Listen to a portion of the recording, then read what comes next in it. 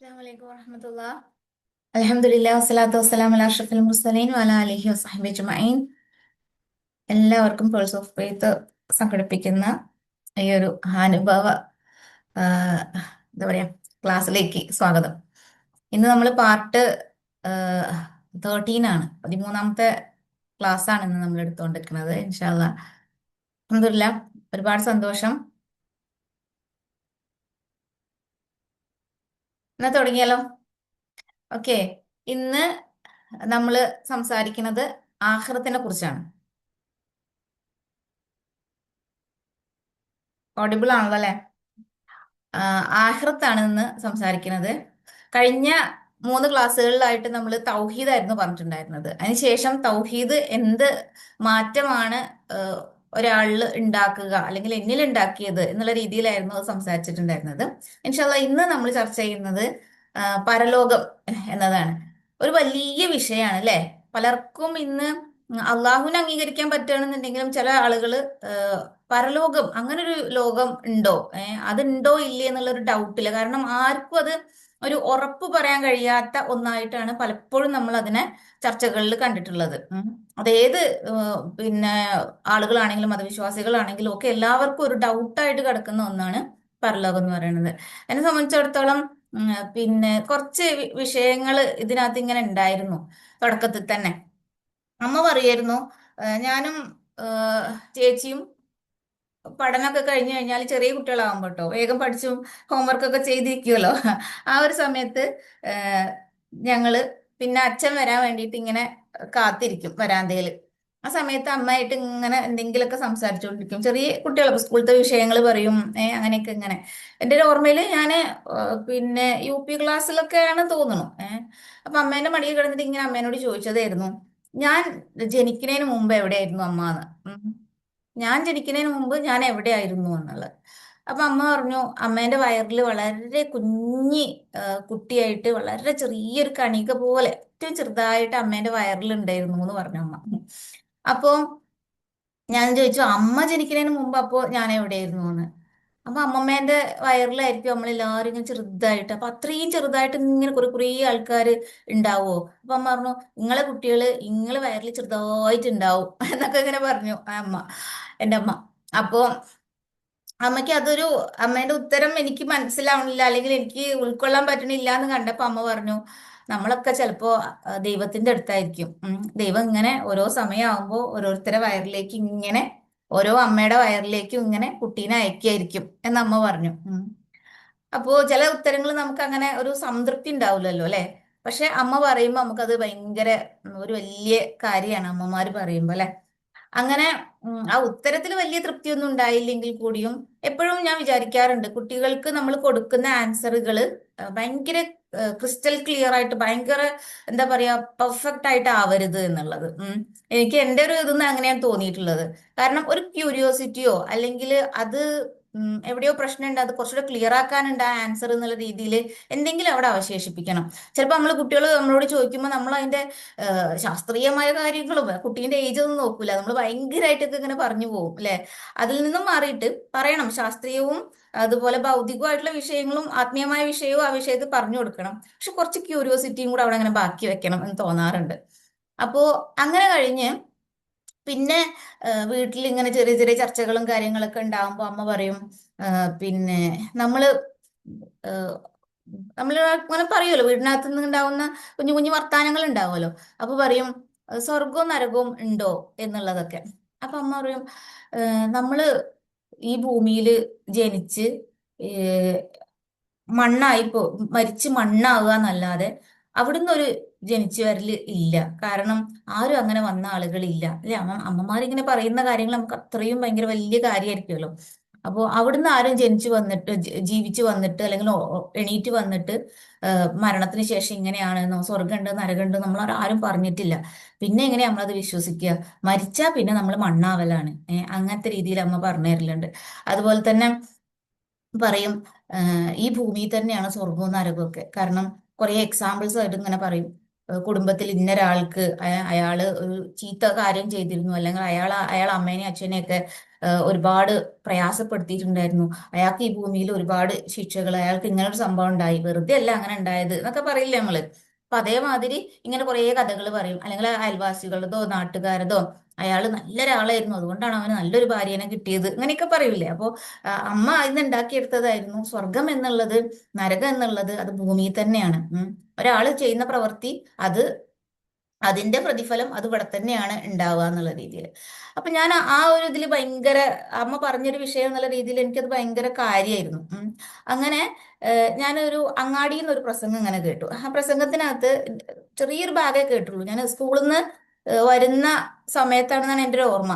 ഞാൻ സ്കൂൾ കുറച്ചും കൂടെ ദൂരെയാണ്. അപ്പൊ അവിടുന്ന് അങ്ങാടിയിൽ നിന്ന് ഇങ്ങനെ കേട്ടൊരു പ്രസംഗമായിരുന്നു. 100 ആളെ കൊന്ന ആൾക്കും ഒരാളെ കൊന്ന ആൾക്കും ഈ ലോകത്ത് ഒരേ ശിക്ഷയല്ലേ ഉള്ളൂ. അയാളെ മാക്സിമം പോയി കഴിഞ്ഞാല് പിന്നെ തൂക്കിലേറ്റാം, അയാളെ വധിക്കാം, അതിൽ കൂടുതലായിട്ട് അയാളെ ഒന്നും ചെയ്യാൻ പറ്റില്ലല്ലോ എന്ന് പറഞ്ഞിട്ട് ഇങ്ങനെ.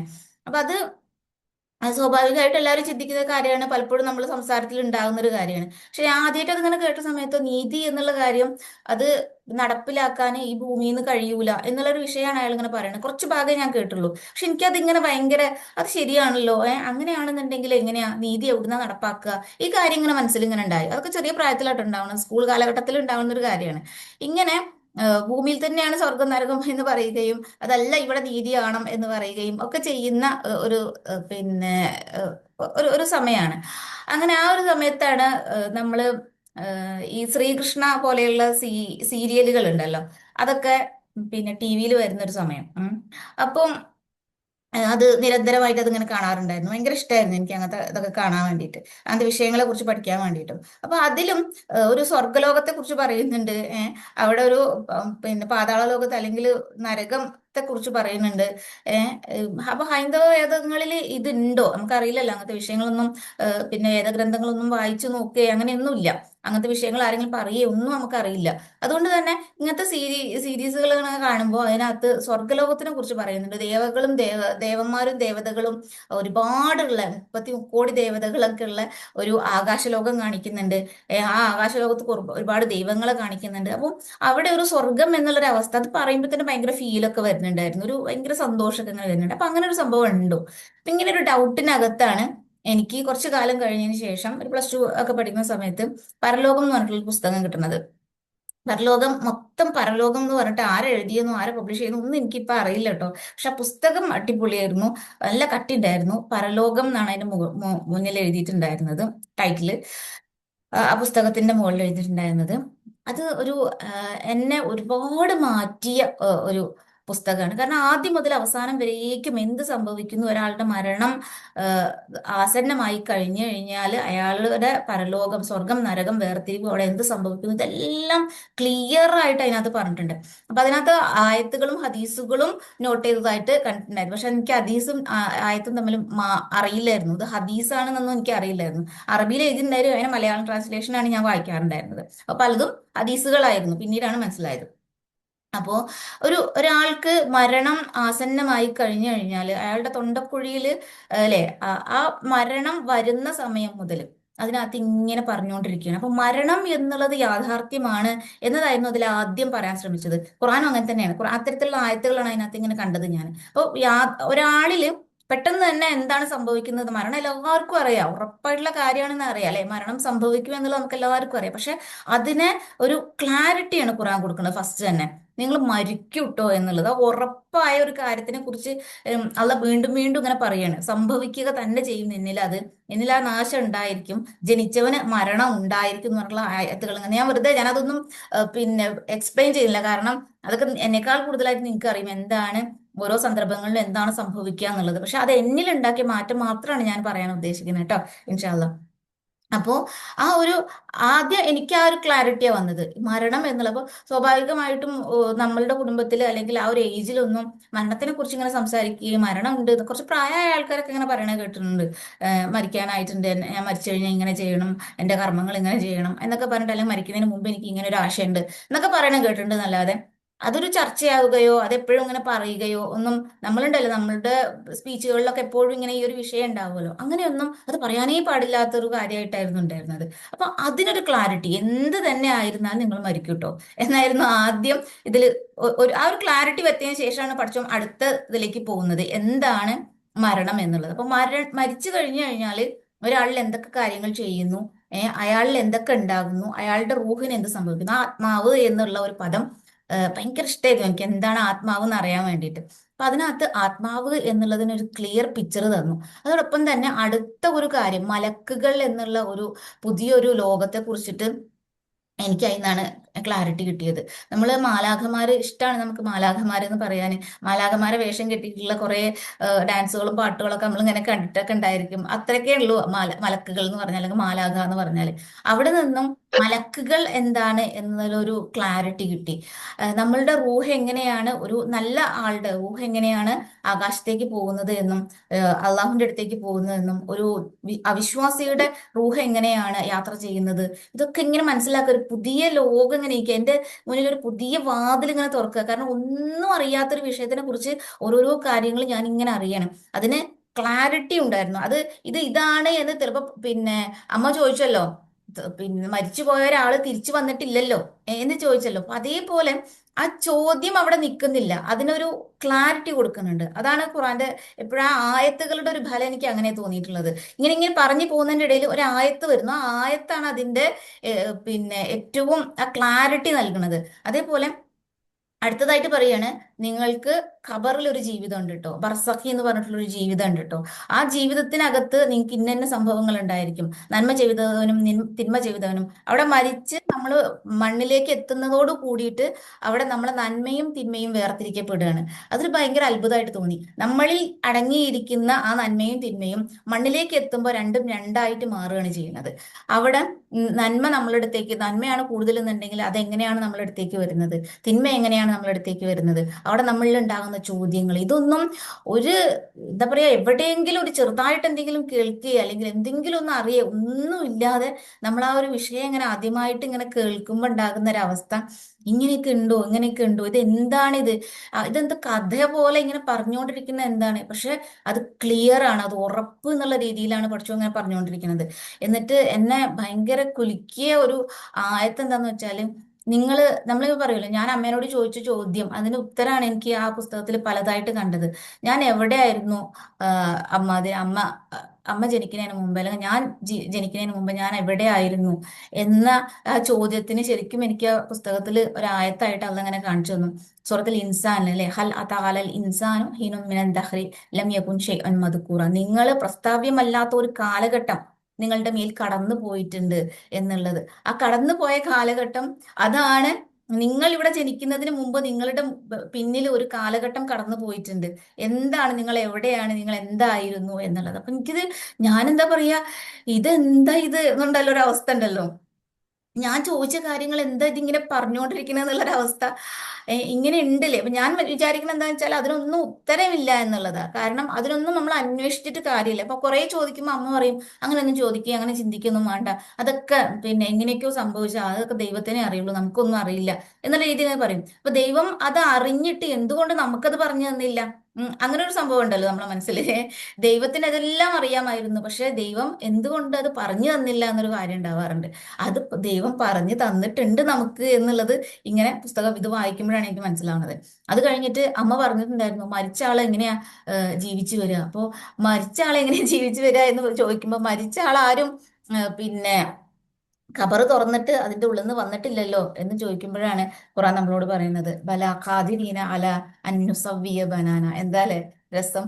അപ്പോ പിന്നെ എന്താ പറയാ, വിറച്ചു പോകുന്ന ഒരു ആയത്താണത്. ഒരു എന്താ പറയാ, ഒരു സാധാരണ മനുഷ്യനെ സംബന്ധിച്ചിടത്തോളം നമുക്കറിയാം സൂറത്തുൽ ഖിയാമയില് മൂന്നാമത്തെ ആയത്ത്, അയഹ്സബുൽ ഇൻസാനു അല്ലൻ നജ്മഅ ഇദ്ഗാമ, മനുഷ്യൻ വിചാരിക്കുന്നുണ്ടോ നാം അവന്റെ എല്ലുകളെ ഒരുമിച്ച് കൂട്ടുകയില്ലെന്ന്.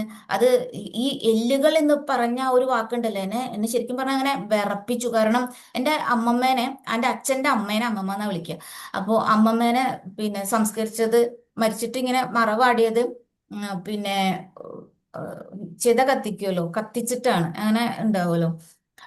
ഹിന്ദുക്കളിൽ ഉണ്ടാവും അങ്ങനെ. പിന്നെ തീ കത്തിച്ചിട്ട് ഇങ്ങനെ ചെത കത്തിക്കും. അങ്ങനെ കത്തിച്ചിട്ട് എത്രാം നാളിലാന്ന് എനിക്കറിയില്ല, അഞ്ചോ അങ്ങാണ്ട പോകുന്ന നാളില് അത് പിന്നെ എല്ലാ അസ്ഥികളും ഒരുമിച്ച് കൂട്ടിക്കും. അസ്ഥികൾ എടുക്കുക എന്നാ പറയാ. അസ്ഥികൾ ഒരുമിപ്പിച്ചിട്ട് പിന്നെ കൂട്ടും. അതില് ഭസ്മായിട്ടുണ്ടായിരിക്കും. അതെല്ലാം ഒരു കുടത്തിനകത്ത് ആക്കിയിട്ട് പുഴയിൽ ഒഴുക്കുക ചെയ്യുക. അപ്പോൾ ആ എല്ലുകൾ പെറുക്കുന്ന ഒരു കാര്യത്തിന് ഞാൻ വളരെ ചെറുപ്പത്തിൽ 10ാം ക്ലാസ് പഠിക്കുന്ന സമയത്ത് അച്ഛമ്മേന്റെ എല്ല് അല്ല അമ്മമ്മേന്റെ എല്ല് പെറുക്കി കൂട്ടിയ ഒരു കാര്യത്തെ കുറിച്ച് ഇങ്ങനെ പറയുന്നുണ്ടായിരുന്നു. അപ്പോ ഈ അതാണ് എനിക്ക് ശരിക്കും പറഞ്ഞാൽ ഓർമ്മ വന്നത്. മനുഷ്യൻ വിചാരിക്കുന്നുണ്ടോ നാം അവന്റെ എല്ലുകളെ ഒരുമിച്ച് കൂട്ടുകയില്ലെന്ന് എന്ന് ചോദിച്ചപ്പോ ഏ ആ എന്നിട്ട് ഭസ്മമായിട്ട് പുഴയിൽ ഒഴുക്കിയ ഏത് ആളാണെങ്കിൽ കൂടിയും ബല ഖാദിരീന അല അന്നുസവ്വിയ ബനാന അള്ള ചോദിക്കുകയാണ്. അതെ, നാം അവന്റെ വിരൽ തുമ്പുകൾ പോലും ശരിപ്പെടുത്താൻ കഴിയുന്നവനായിരിക്കെ. അത്രത്തോളം സൂക്ഷ്മമായിട്ട് നിങ്ങളെ സ്ട്രക്ചർ ചെയ്യാൻ കഴിയുന്ന, നിങ്ങൾ പോലും അറിയാതെ നിങ്ങൾ കൊണ്ടു നടക്കുന്ന നിങ്ങളുടെ വിരൽത്തുമ്പിന്റെ നിങ്ങൾക്കറിയോ അതിനകത്ത് എന്തായിരിക്കുന്നതെന്ന്? എന്നാ പഠിച്ചോൻ അറിയാട്ടോ, അത് ഓരോ ആളുകളുടെയും വ്യത്യസ്തമാണ് കേട്ടോ എന്നിങ്ങനെ പഠിച്ചോൻ പറയാം. അപ്പൊ നമുക്കറിയാം, നമ്മൾ സ്കൂളിലൊക്കെ പഠിച്ചിട്ടുണ്ടാവുമല്ലോ, നമുക്ക് അറിയാവുന്ന ഒരു കാര്യമാണല്ലോ ഇത്. ഓരോ മനുഷ്യന്റെയും അത് ഈ ഒരു അടുത്ത നൂറ്റാണ്ടിൽ കണ്ടുപിടിച്ചൊരു കാര്യമാണ്. ഓരോ മനുഷ്യന്റെയും വിരൽത്തുമ്പുകൾ വ്യത്യസ്തമാണെന്നുള്ളത്. പക്ഷെ അത് ഖുർആന് എത്രയോ നൂറ്റാണ്ടുകൾക്ക് മുമ്പ് പറഞ്ഞിരിക്കുകയാണ്. നിന്റെ വിരൽത്തുമ്പുകള് സൃഷ്ടിച്ച ആളാണ് കേട്ടോ ഞാൻ.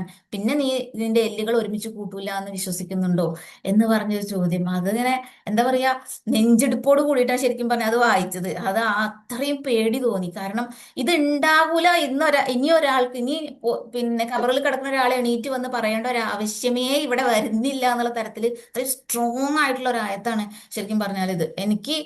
എനിക്കത്രയും എന്നിൽ തോന്നിയ ഒരു കാര്യമാണ്. അപ്പൊ ഉയർത്തെഴുന്നേൽപ്പ് എന്നുള്ളത് അത് അടുത്ത ഘട്ടത്തിലേക്ക് അള്ള പറയാണ്, നിങ്ങളെ ഉയർത്തെഴുന്നേൽപ്പിക്കൂട്ടോ എന്ന്. ആ എഴുന്നേൽപ്പിച്ചു കഴിഞ്ഞു കഴിഞ്ഞാൽ ഓരോ മനുഷ്യനും അവിടെ വേറെ ആരെയും ചിന്തിക്കില്ല. അപ്പൊ ഞാൻ ആദ്യം വിചാരിച്ചത് ഈ ഉയർത്തെഴുന്നേൽപ്പിന്റെ കാര്യം ഇങ്ങനെ പറയുമ്പോൾ, ഉയർത്തെഴുന്നേറ്റ് വന്നിട്ടുണ്ടെങ്കിൽ ഞാൻ ആദ്യം ആരെയായിരിക്കും പിന്നെ അന്വേഷിക്കുക? എന്റെ അമ്മേനെ, എന്റെ അച്ഛനെ, അങ്ങനെ ആവുമല്ലോ എന്നാ ഞാൻ മനസ്സിൽ വിചാരിക്കുന്നത്. അപ്പോഴാണ് പറയണത് ആർക്കും ആരെയും അവിടെ നോക്കേണ്ടി വരില്ല. അവിടെ നഫ്സ് മാത്രമായിരിക്കും, നഫ്സി നഫ്സി, ഞാൻ ഞാൻ എന്നുള്ള ചിന്ത മാത്രമായിരിക്കും എന്നുള്ളത്. അപ്പോഴാണ് അടുത്തൊരു സംഭവം വിചാരിക്കുന്നത്, എന്താണിത്? ഞാൻ എന്നെ മാത്രം ചോദിക്കുക, എന്റെ അമ്മേനെ അച്ഛനെ ഒന്നും ഞാൻ ചോദിക്കില്ലേ എന്നുള്ളത്. അപ്പൊ അത്രയും ഭീകരമായിട്ടുള്ള ഒരു അവസ്ഥയാണ് അടുത്ത ഘട്ടം വന്ന് നടക്കാൻ പോകുന്നത്. പിന്നെ അവിടെ എങ്ങനെയാണ് ഞാൻ എൻ്റെ കുടുംബത്തെയും എൻ്റെ കൂട്ടുകാരെയും ഒക്കെ അന്വേഷിക്കുക? അവിടെ ഞാൻ എന്നെ തന്നെ രക്ഷിക്കാനൊക്കെ അല്ലേ ചെയ്യുക എന്നുള്ളത്. അവിടെയാണ് അറിയണത് ഒരു വമ്പിച്ച കാത്തുനിൽപ്പ് മനുഷ്യനുണ്ടാകുന്നുണ്ട് എന്നുള്ളത്. ഞാൻ അതൊന്നും എക്സ്പ്ലെയിൻ ചെയ്യുന്നില്ല. അത് കഴിഞ്ഞിട്ട് ഒരു നമ്മളിൽ വിചാരണ എന്ന് പറയുന്ന ഒരു ഘട്ടം നടക്കുന്നുണ്ട് എന്നുള്ളത്. അവിടെയാണ് യഥാർത്ഥത്തിൽ ഒരാളുടെ വലത് കൈയിലും ഇടത് കൈയിലും അയാളുടെ പ്രവർത്തിച്ച കാര്യങ്ങൾ ആ ഗ്രന്ഥം കൊടുക്കുന്ന അവസ്ഥ ഉണ്ടാകുന്നത്. അതൊക്കെ ഇങ്ങനെ വായിക്കുമ്പോൾ ശരിക്കും ഒരു പിക്ചർ ഇങ്ങനെ കിട്ടിയിരുന്നു. അത് ഞാൻ ഇങ്ങനെ ഇമാജിൻ ചെയ്യുമായിരുന്നു, എന്താ സംഭവിക്കുന്നത്, അടുത്ത എന്താണെന്നുള്ള രീതിയിൽ. അവിടെ പിന്നെ എങ്ങനെ പറയുന്നത്, സിറാത്ത് പായത്തിനെ കുറിച്ച് പറയുന്നു. ലാസ്റ്റ് ഒരാളുടെ ഒരുപാട് വിചാരണകളുടെ ഘട്ടങ്ങളെ കുറിച്ച് പറയുന്നുണ്ട്. പല ആളുകളിലും നടക്കുന്ന വിചാരണകളുടെ ഘട്ടങ്ങൾ ഇതൊക്കെ നമുക്കറിയാം അല്ലെ. അത് കഴിഞ്ഞ് അറാഫ് എന്ന് പറയുന്ന ഒരു അവസ്ഥ വരുന്നുണ്ട്. വിചാരണ കഴിഞ്ഞിട്ടും ചില ആളുകളെ അറാഫ് എന്നൊരു സ്ഥലത്ത് വെക്കുന്നുണ്ട് എന്നുള്ളത്. അതൊക്കെ ഞാനൊന്നും പറയണില്ല, അതിനുശേഷം നിങ്ങൾക്ക് അറിയാവുന്ന കാര്യങ്ങളാണല്ലോ. സ്വർഗവും നരകവും പിന്നെ പറയാൻ തുടങ്ങി. സ്വർഗം എന്നുള്ളതും നരകം എന്നുള്ളതും അവിടേക്കാണ് എത്തിയപ്പോഴാണ്, ഇനിയാണല്ലോ അല്ലെ ക്ലൈമാക്സ് എന്ന് പറയുന്നത്. അതാണ് ലാസ്റ്റ് ആളുകളെ അങ്ങോട്ടും ഇങ്ങോട്ടും ആക്കുന്നത്.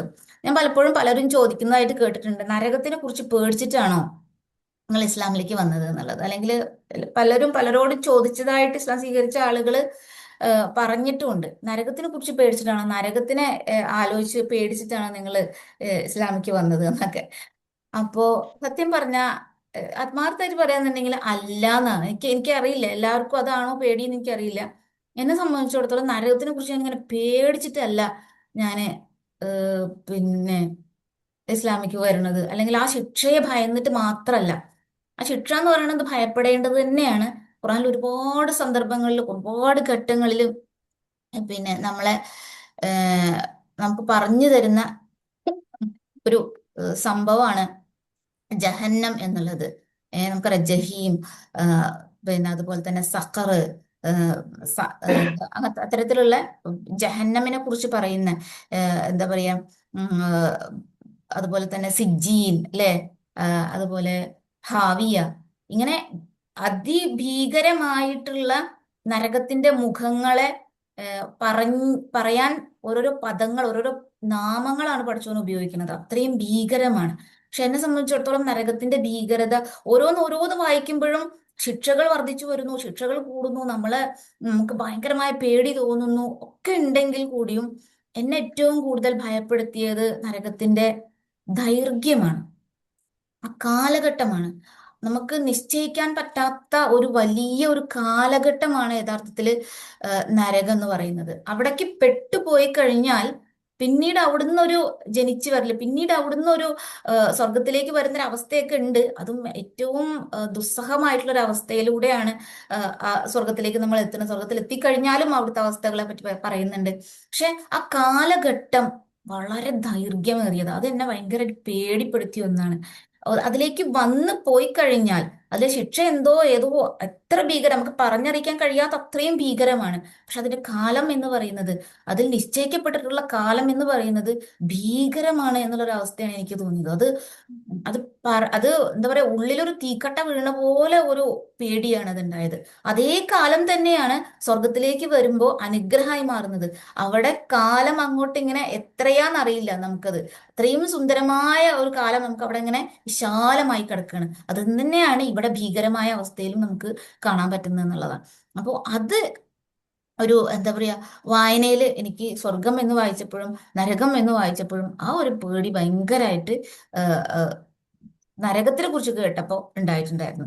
അപ്പോൾ ഒരു വിശ്വാസിയെ സംബന്ധിച്ചിടത്തോളം ആഹ് പിന്നെ ഒരാള് സ്വർഗത്തിലേക്ക് എത്തുമ്പോൾ, അല്ലെങ്കിൽ ഒരു അവിശ്വാസിയെ സംബന്ധിച്ചിടത്തോളം ഒരു ആത്മാവ് യാത്ര ചെയ്യുന്ന ഘട്ടങ്ങള്, അയാൾക്ക് ഉണ്ടാകുന്ന എക്സ്പീരിയൻസുകൾ, ഇതെല്ലാം അവസാനം എത്തിച്ചേരുന്നത് അല്ലെ, അത് അവിശ്വാസിയെ സംബന്ധിച്ചിടത്തോളം അത് നരകത്തിലാണ്.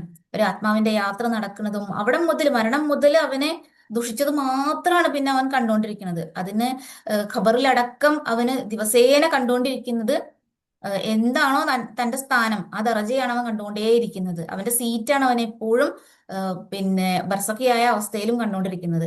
അങ്ങനെ അവസാനം അവന് നരകത്തിലേക്ക് എത്തുന്നു എന്നുള്ളതാണ്. പക്ഷെ സ്വർഗത്തിൽ എന്നുള്ളത്, ഒരു വ്യക്തി ഇവിടുന്ന് എന്തെന്നെ ക്ലേശങ്ങൾ അനുഭവിച്ചോ, ഖബറിലേക്ക് അല്ലെങ്കിൽ മരണത്തോടു കൂടി, മരണം ആസന്നമാകുന്ന ഒരു സന്ദർഭം മുതൽ, അവന്റെ ആത്മാവിനെ ഊരിയെടുക്കുന്ന ഘട്ടം മുതൽ അള്ളാഹ് അവനെ റെസ്പെക്ട് ചെയ്തുകൊണ്ടിരിക്കുകയാണ്. അള്ളാഹ് അവനെ വിളിക്കുന്നത് തന്നെ എത്ര സുന്ദരമായിട്ടാണ് അല്ലെ. അപ്പോ അള്ളാഹുവിന്റെ ഇല റബ്ബിക റാദിയതൻ മർദിയ, അതിലേക്ക് ക്ഷണിക്കുക ചെയ്യണത്. അപ്പോ ആ ഒരു ക്ഷണം കിട്ടിക്കഴിഞ്ഞു കഴിഞ്ഞാൽ പിന്നെ അങ്ങനെ അവനെ, ആ ആത്മാവിനെ അന്ന് അങ്ങനെ വളരെ നല്ല രീതിയിലാണ് ട്രീറ്റ് ചെയ്തുകൊണ്ടിരിക്കുന്നത്. ലാസ്റ്റ് പക്ഷെ അവൻ പലപ്പോഴും ആ ഭയം, വിചാരണ എന്നുള്ള ഘട്ടങ്ങളൊക്കെ നേരിടുന്നുണ്ട് കേട്ടോ. എന്നിട്ട് അവസാനം അവന് കൊണ്ടു കൊടുക്കുന്നത് സ്വർഗമാണ്. അപ്പോ സ്വർഗത്തിലേക്ക് എത്തിയപ്പോഴാണ് എന്താ പറയാ, നമ്മളൊന്ന് കാമാവുന്നതും കൂളാവുന്നതും ഒക്കെ ആ വായനയിൽ കേട്ടോ. ഭയങ്കര, ഞാൻ സ്വർഗം എന്നുള്ളത് ലാസ്റ്റിലേക്ക് വെച്ചത് തന്നെയാണ്. എന്നെ സംബന്ധിച്ചിടത്തോളം എനിക്കത് ഭയങ്കര, അത് വേണം അങ്ങനെ ഉണ്ടല്ലോ, നമുക്ക് അങ്ങനെ ഒരു തോന്നൽ വരുന്നൊരു കാര്യമാണ് സ്വർഗം എന്നുള്ളത്. എല്ലാവർക്കും വേണമെന്ന് തോന്നുന്നത്. അപ്പോ ഒരാളിലേക്ക്, ഒന്നും അറിയാത്തൊരു ശൂന്യമായ ഒരാളുടെ മനസ്സിലേക്ക് പരലോകം എന്നുള്ള ഒരു അവസ്ഥയെ കൊണ്ടേ ഇടുമ്പോ, പരലോകം എന്ന് ഒരാള് പറഞ്ഞു വെക്കുമ്പോ അതിന്റെ യാഥാർത്ഥ്യങ്ങള് നമ്മൾ ഇതേപോലെ തന്നെ ഇങ്ങനെ ചെക്ക് ചെയ്യും അല്ലെ, ശരിയാണോ ശരിയല്ലേ. ഞാൻ മനസ്സിൽ വിചാരിച്ചെന്താ വെച്ചാല്, ശരിയല്ലെങ്കിൽ ഇങ്ങനൊരു പരലോകം ഇല്ലെങ്കിൽ കുഴപ്പമില്ല. പക്ഷെ ഉണ്ടെങ്കിലോ, അത് വിശ്വസിച്ചിട്ടില്ലെങ്കിൽ ഇത്രയും പ്രശ്നങ്ങളിലൂടെ നമ്മൾ കടന്നു പോകേണ്ടതുണ്ട്, ഇത്രയും ഘട്ടങ്ങൾ നമ്മളുടെ ജീവിതത്തിൽ പോകേണ്ടതുണ്ട്. പക്ഷെ ഇല്ല എന്ന് വിശ്വസിക്കുക എന്നുണ്ടെങ്കിൽ, അല്ല അത് ഇല്ലെങ്കിൽ കുഴപ്പമൊന്നുമില്ല, നമ്മൾ വിശ്വസിച്ചു എന്നുള്ളതിന്റെ പേരിൽ നമ്മളെ ആരും ഒന്നും ചെയ്യൊന്നുമില്ല. പക്ഷെ പൊതുവെ പരലോകം എന്ന വിഷയം വരുമ്പോൾ നമുക്ക് ഏകദൈവ വിശ്വാസം എന്ന് പറഞ്ഞാൽ ഓരോരുത്തരുടെയും വിശ്വാസമാണെന്നുള്ള രീതിയിലൊക്കെ പറഞ്ഞു പോകാറുണ്ട്. സോറി. പക്ഷെ പരലോകം വിഷയത്തിലേക്ക് വരുമ്പോൾ അയാൾക്ക് എന്താ പറയാ, അയാൾ ഭയങ്കര ഓർത്തഡോക്സ്, അയാൾ ഭയങ്കര എന്താ പറയാ, വെറും ഇത്തരം ഇങ്ങനെ വിശ്വാസം എന്നുള്ളത് വളരെ ഒരു മോശമായിട്ട്, അയാൾക്ക് അറിവില്ല, ഭൗതികമായ വിഷയത്തിൽ അയാൾക്ക് അറിവില്ല എന്നുള്ള രീതിയിലാണ് സ്വർഗം നരകവും വിശ്വസിച്ച ഒരാളെ പറ്റിയിട്ട് നമ്മൾ പൊതുവെ കേൾക്കുക.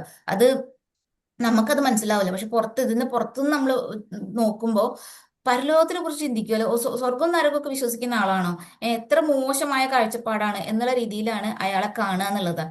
പക്ഷെ അത് ചിന്തിച്ചു, അല്ലെങ്കിൽ അത് ഓക്കെ ആണ്, അല്ലെങ്കിൽ അത് ഉണ്ട് എന്ന് പറഞ്ഞതിന്റെ പേരിൽ ആർക്കും ഒരു നഷ്ടവും വരുന്നില്ല എന്നുള്ളതാണ് യാഥാർത്ഥ്യം.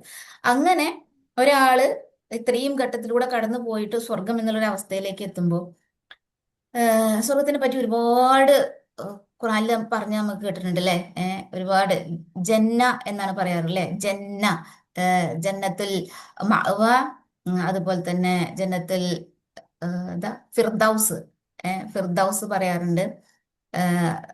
തജ്രി മിൻ തഹ്തിഹൽ അൻഹാർ. അങ്ങനെ ഖുറാനിൽ ഇങ്ങനെ ഓരോ സന്ദർഭങ്ങളില് ജന്നാത്തുൻ നഈം വളരെ സുന്ദരമായിട്ട് ഖുർആനില് സ്വർഗത്തെ കുറിച്ച് ഇങ്ങനെ വിവരിക്കുന്നുണ്ട്. അല്ലാതെ നമുക്ക് നരകത്തെ കുറിച്ച് പേടിപ്പിക്കൽ മാത്രമല്ല ഉള്ളത്, സ്വർഗത്തിന്റെ ഓരോ ഘട്ടങ്ങളും എന്താണ് എന്ന് പറഞ്ഞു തരുന്നുണ്ട്. ഓരോ സന്ദർഭങ്ങളിലും ഹദീസുകളിലും നമുക്കറിയാം എന്തൊക്കെയാണ് സ്വർഗത്തിലുള്ളത് ഒരു വിശ്വാസിക്ക്. പക്ഷെ ഒരു കണ്ണും കണ്ടിട്ടില്ലാത്ത, ഒരു കാതും കേട്ടിട്ടില്ലാത്ത, ഒരു ഹൃദയത്തിനും ഇമാജിൻ ചെയ്തെടുക്കാൻ കഴിയാത്ത അത്രത്തോളം സുന്ദരമായ ഒരു കാര്യമാണ്. പിന്നെ എങ്ങനെയാണ് നമ്മളത് ഇമാജിൻ ചെയ്യുക? അതൊരു ഒരു ഫീല് മാത്രമാണ്, ഒരു അവസ്ഥ മാത്രമാണ്. അപ്പൊ ഞാൻ അതിലൂടെ ഇങ്ങനെ കടന്നു പോവാണ്. സ്വർഗത്തിലെ കല്ലും മണ്ണും വരെ ഇങ്ങനെയാണ്, പവിഴങ്ങളാണ്, മുത്തുകളാണ്, രത്നങ്ങളാണെന്നൊക്കെ ഇങ്ങനെ ഓരോ സന്ദർഭങ്ങൾ. അവരവിടെ ഇങ്ങനെ ചാരി ഇരിക്കുന്നവരാണ്, അവരവരുടെ പിന്നെ സോഫകളിൽ ഇങ്ങനെ ചാരി ഇരിക്കുന്നവരാണ്, അവർക്ക് ഇണകളുണ്ട്, അവർക്ക് പിന്നെ എവിടെയും സന്തോഷം മാത്രമാണുള്ളത്. ഇങ്ങനെയുള്ള അവിടെ പിന്നെ സൂക്കുകളുണ്ട്, അവിടെ പിന്നെ എന്താ പറയാ, സുന്ദരികൾ മാത്രമാണ് അവിടെ. എല്ലാ ആളുകളും സുന്ദരന്മാരും സുന്ദരികളും. അവർക്ക് എപ്പോഴും അവരുടെ യുവത്വം, അവരുടെ അതിങ്ങനെ കാത്തു സൂക്ഷിക്കുന്നവരാണ്. അവരുടെ വിസർജ്യമായ അല്ലെ അവസ്ഥകളിലേക്കൊന്നും നമ്മൾ വിസർജനം നടക്കുന്നില്ല. അങ്ങനെ അങ്ങനെ കുറേ കാര്യങ്ങൾ ഇങ്ങനെ വായിച്ചു പോവുകയാണ്. സ്വർഗം എന്ന് പറയുമ്പോൾ നമ്മള് അതൊന്നും അറിയാത്ത ഒരാളെ സംബന്ധിച്ചിടത്തോളം ആണെന്നുണ്ടെങ്കിലും ഒരുപാട് അനുഗ്രഹങ്ങളുള്ള, ഒരുപാട് എന്താ പറയാ, നമുക്കൊന്നും നമ്മൾ കണ്ടിട്ടില്ലാത്ത ഒരു ലോകമാണ് എന്നൊരു ചിന്ത ഉണ്ടായിരിക്കും. പക്ഷെ ഖുറാൻ അതിൽ കുറേ കാര്യങ്ങൾ ഹദീസുകളിലൂടെയും ഒക്കെ നമുക്ക് ഇങ്ങനെ പറഞ്ഞു തരുന്നുണ്ട്, എന്താണ് ഖുറാൻ അല്ല എന്താണ് പിന്നെ സ്വർഗം എന്നുള്ളത്. പക്ഷെ എനിക്ക് വായിക്കുമ്പോൾ തോന്നിയ എന്താന്ന് വെച്ചാല് ഇനിയും വേണം, ഇനിയും വേണം, എന്തോ ഇനിയും ഉണ്ട് കുറച്ചും കൂടെ, ഇനിയും ഉണ്ട് കുറച്ചും കൂടെ എന്നിങ്ങനെ തോന്നൂല നമുക്ക്. ഇനിയും ഉണ്ട് കുറച്ചും കൂടെ അറിയാന്. എന്താണ് സ്വർഗത്തിനകത്ത് ഇനിയുള്ളത് എന്നുള്ളൊരു ഇങ്ങനെ ഒരു ചിന്ത മനസ്സിനകത്ത് ഇങ്ങനെ ഉണ്ടായിരുന്നു. അപ്പോഴാണ് ഞാൻ കാണുന്നത് ഒരു ആയത്ത് സൂറത്തുൽ വാഖിയയില്. നമുക്കത് വായിക്കാൻ പറ്റും. 25ഉം 26 ആയിട്ടുള്ള ആയത്തുകളാണ്.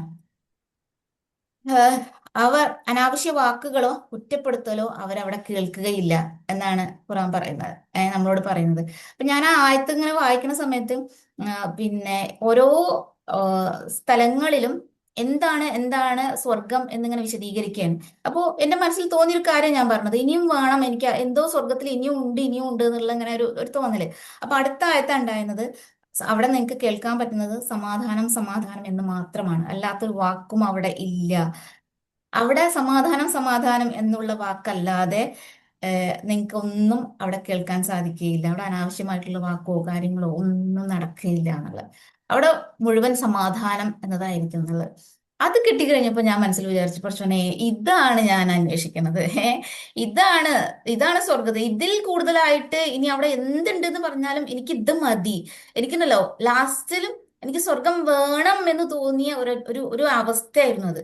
നിങ്ങൾക്ക് അവിടെ ഇല്ല സലാമൻ സലാമ എന്ന് പറയുന്നത്, ഇല്ല കീലൻ സലാമൻ സലാമ അല്ലേ. ഇല്ല കീലൻ സലാമൻ സലാമ, നിങ്ങൾക്ക് അവിടെ സമാധാനം സമാധാനം എന്നല്ലാതെ വേറൊന്നും കേൾക്കാൻ സാധിക്കില്ല. അപ്പൊ അവിടെ ഞാൻ ക്ലോസ് ചെയ്തു ബുക്കല്ല കേട്ടോ. എന്റെ മൈൻഡിൽ ആ സ്വർഗത്തിന് ഇപ്പൊ നമ്മള് ഭക്ഷണമൊക്കെ കഴിക്കും. ഇപ്പൊ നമ്മള് കല്യാണത്തിനൊക്കെ പോയാല് അല്ലെങ്കിൽ വലിയൊരു ഫംഗ്ഷനൊക്കെ പോയി കഴിഞ്ഞാല് ഒരുപാട് കഴിക്കില്ലേ, ഭക്ഷണമൊക്കെ ഇങ്ങനെ കഴിച്ചു കഴിഞ്ഞാൽ നമുക്ക് എന്തോ ഒന്നിന്റെ കുറവുണ്ട് നിങ്ങൾ തോന്നും അല്ലേ. അതാണ് ഡെസേർട്ട് അല്ലേ, മധുരം. ആ മധുരം കൂടെ എത്തിക്കഴിഞ്ഞപ്പോ ഇനി ഓക്കെ, മധുരം ഇനി ഒന്നും വേണ്ട, ഇനി അതിന്റെ മുകളിൽ ഒരു വെള്ളം പോലും നമുക്ക് കുടിക്കാൻ വയ്യ, നമ്മള് ഫുള്ളായി. ആ മധുരം കൂടെ കിട്ടിക്കഴിഞ്ഞപ്പോ ഓക്കെ. അതേപോലെ എന്തുകൊണ്ട് ഇനി എന്തോ ആവശ്യമുണ്ട് നിങ്ങൾ തോന്നി. അപ്പോഴാണ് ഈ ഒരു ആയത്ത് കാണുന്നത്, ഇല്ലാ കീലൻ സലാമൻ സലാമ, നിങ്ങൾക്ക് അവിടെ സമാധാനം എന്നല്ലാതെ ഒന്നും കേൾക്കാൻ കഴിയില്ല കേട്ടോ. ഞാൻ അവിടെ നിന്ന് ക്ലോസ് ചെയ്തു. അവിടെ അതാണ് വേണ്ടത്, അതാണ് കിട്ടിയത്. അപ്പോഴാണ് അറിയുന്നത് ഖുർആൻ പിന്നെ സ്വർഗത്തിന് ദാറുസ്സലാം എന്നുള്ള ഒരു പേരും കൂടെ ഉണ്ട് എന്നുള്ളത്. അതുകൊണ്ട് കേട്ട് കഴിഞ്ഞപ്പോൾ അതിലേറെ എന്താണ് അവിടെ അള്ളാഹ്ക്ക് വാഗ്ദാനം ചെയ്യാൻ കഴിയും. അപ്പൊ അത്രയും സുന്ദരമായിട്ടുള്ള ഒരു ഒരവസ്ഥയാണ് സ്വർഗം എന്നുള്ളത് അൽഹംദുലില്ലാ മനസ്സിലായി.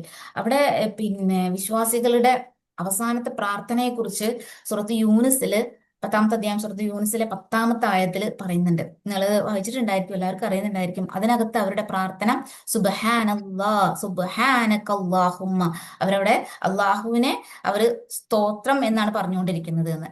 അതുപോലെ തന്നെ അതിനകത്ത് അവരുടെ അഭിവാദ്യ വാക്യം എന്ന് പറയുന്നത് സലാം, അസ്സലാം, അസ്സലാം, സമാധാനം എന്നുള്ളതാണ്.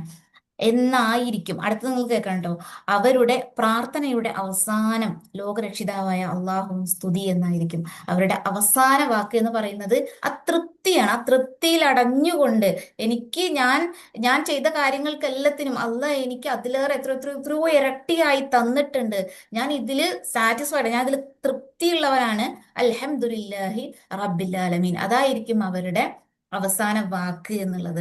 ആ വാക്കിലാണ് ഖുർആൻ ആദ്യം തന്നെ തുടങ്ങുന്നത്, അൽഹംദുലില്ലാഹി റബ്ബിൽ ആലമീൻ.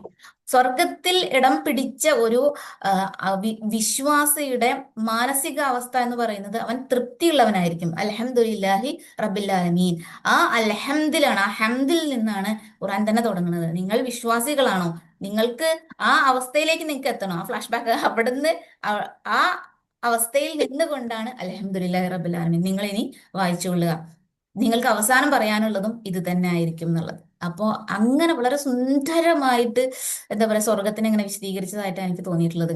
ഈ ആയത്തും തന്നെ എനിക്ക് അങ്ങനെ തോന്നാറുണ്ട്. കാരണം സൂറത്ത് യൂനിസ് എന്ന് പറഞ്ഞ 10-ാമത്തെ സൂറത്താണ്. അതിലെ 10-ാമത്തെ ആയത്ത് തൃപ്തിയാണ്, 10-ൽ 10 10-10. ആ ഒരു തൃപ്തിയാണ് ശരിക്കും പറഞ്ഞാല്. ആ റിള, അള്ളാഹുവിൽ തൃപ്തിയടഞ്ഞവൻ തിരിച്ച് അള്ളാഹ് അവനിലും തൃപ്തിയടഞ്ഞവനാണ്. റളിയല്ലാഹു അൻഹു വറളു അൻഹു. ആ റിള, ആ തൃപ്തിയാണ് യഥാർത്ഥത്തിൽ. ആ തൃപ്തിയിൽ നിന്നാണ് നമുക്ക്, അത് ഭൂമിയിൽ നിന്നും ഉണ്ടാകണം ആ തൃപ്തി. നമുക്ക് തൃപ്തി ഇവിടുന്ന് കാണിച്ചാലേ നമുക്ക് അവിടുന്ന് ആ ഹംദിലേക്ക് എത്താൻ പറ്റുള്ളൂ. അതാണ് അള്ളാഹ് ആദ്യം തന്നെ നമ്മളോട് പറയുന്നത്, അൽഹംദുലില്ലാഹി റബ്ബിൽ ആലമീൻ. ഏഹ് ഈ സൃഷ്ടിച്ചവനായിട്ടുള്ള അള്ളാഹുവിന്റെ നാമത്തിൽ നമ്മൾ വായിച്ചു തുടങ്ങുമ്പോൾ നമ്മൾ പറയേണ്ടത് ഹംദാണ്. എങ്കിലേ ഉള്ളൂ നിങ്ങൾക്ക് ഇവിടെ നിങ്ങൾക്ക് തൃപ്തി കണ്ടെത്താൻ സാധിച്ചാലുള്ളൂ നിങ്ങൾക്ക് യഥാർത്ഥത്തിലുള്ള തൃപ്തി എന്താണെന്ന് മനസ്സിലാക്കാൻ പറ്റുള്ളൂ നാളെ പരലോകത്ത് എത്തിക്കഴിഞ്ഞാൽ എന്നുള്ളത്. അങ്ങനെ മനസ്സിലാക്കിയ ഒരു സ്വർഗവും നരകവും, അതാണ് എന്നെ സംബന്ധിച്ചിടത്തോളം. നമുക്ക് ഒരാള് ഇസ്ലാം സ്വീകരിച്ചതിന് ശേഷം എന്നോട് ഒരു ആ, ഒരു ഹിന്ദു ആയിട്ടുള്ള ഒരാള് എന്നോട് ചോദിച്ചിട്ടുണ്ടായിരുന്നു, പരലോകം എന്നതിന്റെ തെളിവ് എന്താണെന്നുള്ളത്. നിങ്ങൾ വിശ്വസിച്ചല്ലോ, ഇസ്ലാം സ്വീകരിച്ചു, നിങ്ങൾ ഇസ്ലാമിലേക്ക് വന്നു, നിങ്ങൾ ഇസ്ലാം വിശ്വസിച്ചിട്ടാണ് വരുന്നത്, അങ്ങനെയാണെന്നുണ്ടെങ്കിലും പരലോകം എന്നതിന്റെ തെളിവ് എന്താണെന്നുള്ളത്. ഉം. നമുക്ക് ആ തെളിവ് എന്ന് പറയുന്നത് ഒരാൾക്ക് ഖുർആൻ വായിക്കുമ്പോൾ മാത്രം മനസ്സിലാകുന്ന ഒരു സംഭവമാണ്. ആ ഖുർആനിലൂടെ നമ്മൾ കടന്നു പോയാൽ മാത്രമേ ഉള്ളൂ എന്താണ് പരലോകം വെച്ചാല്. ഇത് പറയാൻ അർഹതപ്പെട്ട ആള് വേറെ ആരുമല്ല. ഞാൻ നേരത്തെ പറഞ്ഞതുപോലെ തൗഹീദും തന്നെ ആ ഒരു അവകാശവാദം ഉന്നയിക്കാൻ വേറെ ആർക്കും കഴിയില്ല പഠിച്ചവനല്ലാതെ. അതേപോലെ തന്നെ ഇങ്ങനെ ഒരു ലോകമുണ്ട് എന്ന് നമ്മളെ പരിചയപ്പെടുത്താനും അവിടെ എന്തൊക്കെ സംഭവിക്കുന്നു എന്നുള്ളത് പറഞ്ഞു തരാനും പഠിച്ചവനെ കഴിയുള്ളൂ. ആ പടച്ചോൻ നേരിട്ടല്ല അത് പറഞ്ഞിട്ടുള്ളത്, അത് പറഞ്ഞ് ഒരാളിലൂടെ പറഞ്ഞു തന്നതാണ് അല്ലെ. അവിടെയാണ് റിസാലത്ത് കടന്നു വരുന്നത്, റസൂലുള്ള കടന്നു വരുന്നത്. അത് ഞാൻ എൻ്റെ ഒരു മൂന്നാമത്തെ അറിവാണ്. ഇത് പറഞ്ഞു തരുന്നത് റസൂലുള്ളയിലൂടെയാണ് എന്നുള്ളതും മുഹമ്മദ് നബിയിലൂടെയാണ് നമ്മൾ ഇത് ലോകം ഇത് കേൾക്കുന്നത് എന്നും ഖുർആൻ അല്ലാതെ റസൂൽ സല്ലല്ലാഹു അലൈഹി വസല്ലമയുടെ വചനങ്ങൾ ക്രോഡീകരിക്കുന്നതാണ് ഹദീസുകൾ എന്നും ഒക്കെ പിന്നീടാണ് അറിയുന്നത്. അത് റസൂലുള്ളാണ് ഇനി അടുത്ത വിഷയമായിട്ട് വരുന്നത്. അപ്പോ ഇത് എന്താ തീരണില്ല, അടുത്തതായിട്ട് വരികയാണ്. ഇത് എന്ത് സംഭവം, അടുത്ത ആളാണ് പ്രവാചകൻ എന്നുള്ളത്. ഇൻഷാ അല്ലാ അത് അടുത്ത ക്ലാസ്സിൽ നമുക്ക് ഡിസ്കസ് ചെയ്യാം. ഇന്ന് ഇൻഷാ അല്ലാ ഇവിടെ ഇങ്ങനെ വൈൻഡപ്പ് ചെയ്യാനാണ് വിചാരിക്കുന്നത്. എൻ്റെ കുഞ്ഞു അറിവുകളിലൂടെ ഉള്ള ഒരു ചെറിയ സഞ്ചാരമാണ്. ഞാനത് അന്ന് കേട്ട അതേ ക്യൂരിയോസിറ്റിയോട് കൂടിയും അന്ന് ഞാൻ അറിഞ്ഞ ആ ഒരു ആകാംക്ഷയും ഒക്കെ ഉണ്ടാവുമല്ലോ, അതിലൂടെയാണ് പറയാൻ ശ്രമിക്കുന്നത്. അതൊരു കുട്ടി മനസ്സിൽ നിന്ന് ആണ് പറയുന്നത്. അപ്പൊ നിങ്ങൾ ചിലപ്പോൾ വിചാരിക്കുന്നുണ്ടായിരിക്കും ഇതിൽ എന്താ ഉള്ളതെന്ന്, ചിലപ്പോൾ വിചാരിക്കുന്നുണ്ടായിരിക്കാം. പക്ഷെ ആ ഒരു പ്രായത്തിലും ആ ഒരു അറിയാത്തൊരു കാര്യത്തെ കുറിച്ച് നമ്മൾ അറിയുകയും ചെയ്യുമ്പോൾ ഉണ്ടാകുന്ന ഒരു ക്യൂരിയോസിറ്റിയും ആ ഒരു എന്താ പറയാ അറിഞ്ഞു എന്നുള്ള ആ ഒരു സന്തോഷവും ഒക്കെ അതിനകത്ത് അടങ്ങിയിട്ടുണ്ട്. അൽഹംദുലില്ലാ. ഇന്ന് ഇവിടെ ഇങ്ങനെ ഈ ക്ലാസ് വൈൻഡപ്പ് ചെയ്യട്ടെ. നിങ്ങൾക്ക്